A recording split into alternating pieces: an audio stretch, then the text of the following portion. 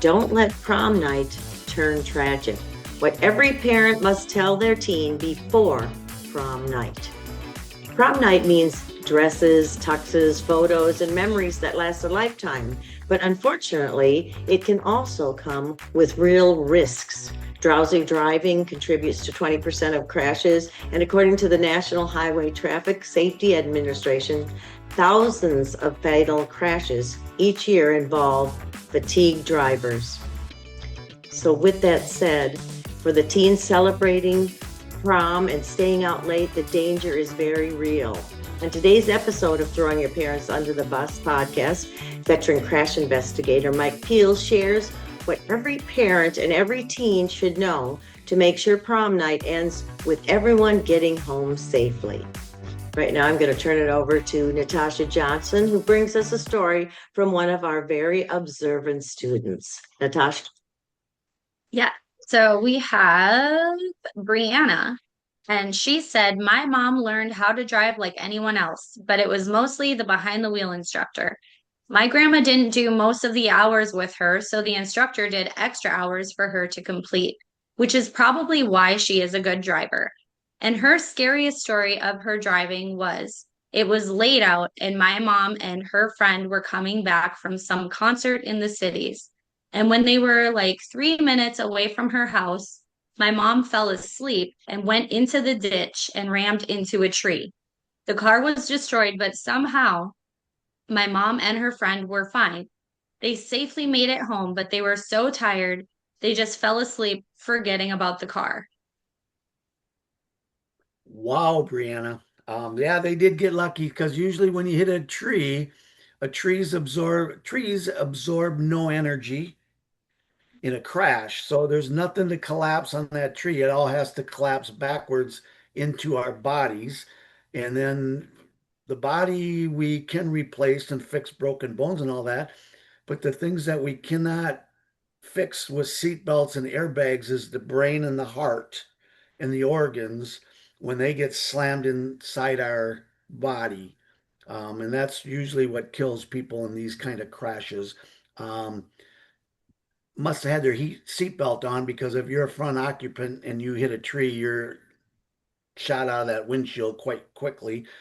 So I'm just going to say that if they made it out safely, they had their seat belts on because they couldn't have done that with a seat belt, without a seat belt on.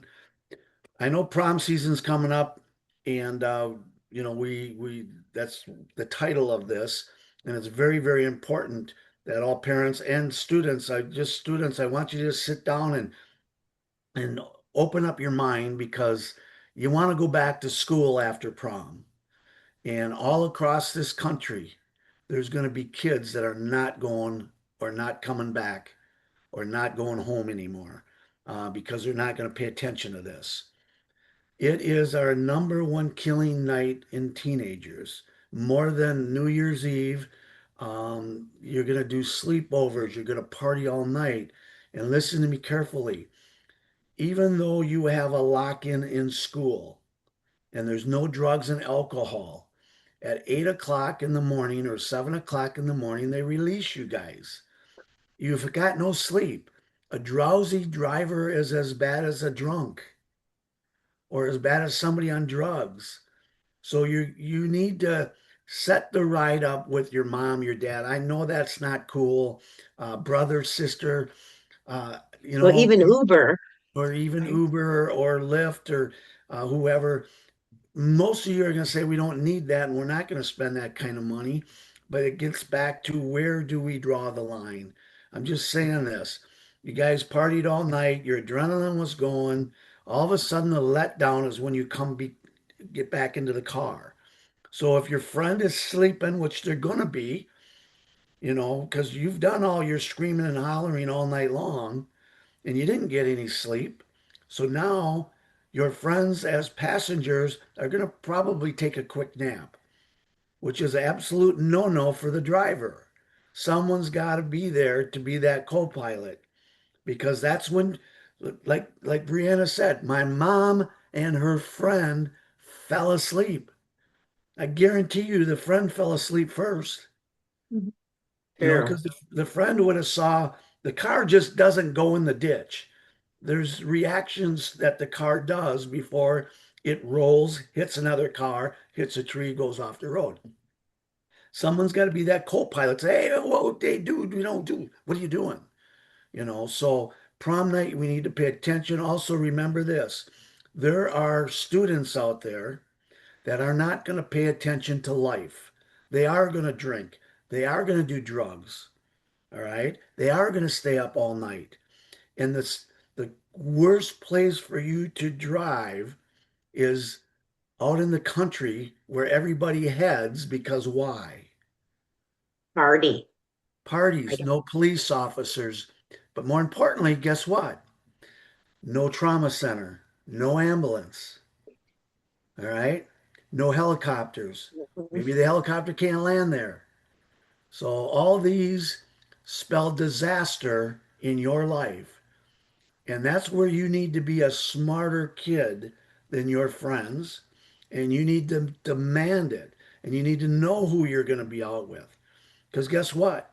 I know I've been to proms. Personally, I look back at our days and we piled couples in cars. We didn't have the safety regulations that we have in today's world. I mean, we would put three guys in the back seat with three girls on our laps. And then we got four in the front seat. And how goofy were we? Think about that.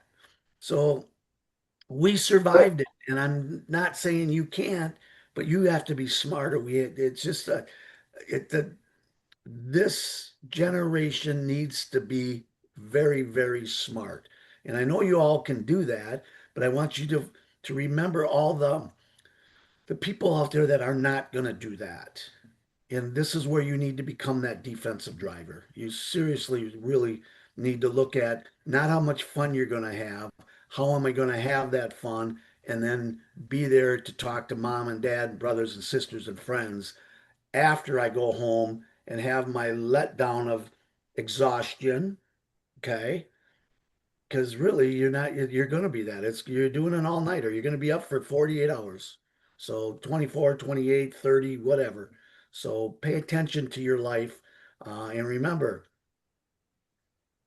how many people do you affect when there is a problem? So I want you to remember mom and dad and your brothers, sisters, aunts, uncles, grandma, grandpas. It's like if you threw a pebble rock into a totally glass lake, that ripple goes forever.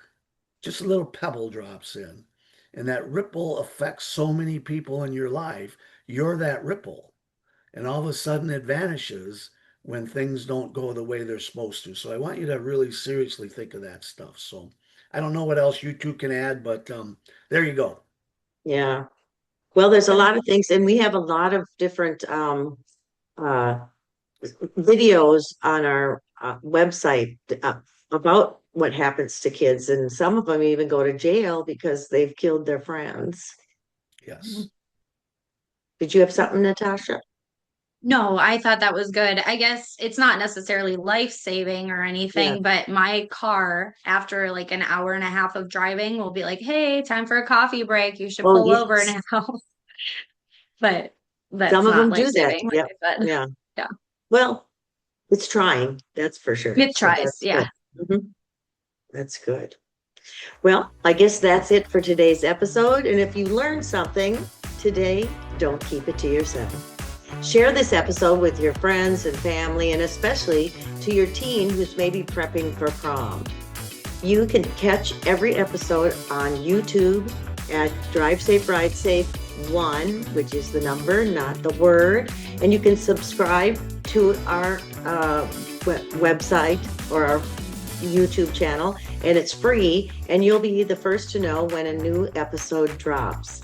If you have any questions or a story or a topic you want us to tackle, you can email us at drivesaferidesafe@gmail.com. We actually do read them, and we will use them potentially. That will spark a question for our next episode. I'm Jane Ubel, and this has been Throwing Your Parents Under the Bus. And remember, don't let your dream date turn into a nightmare. But always remember to Drive safe. Ride safe. .com. Bye, everyone. Bye. Bye.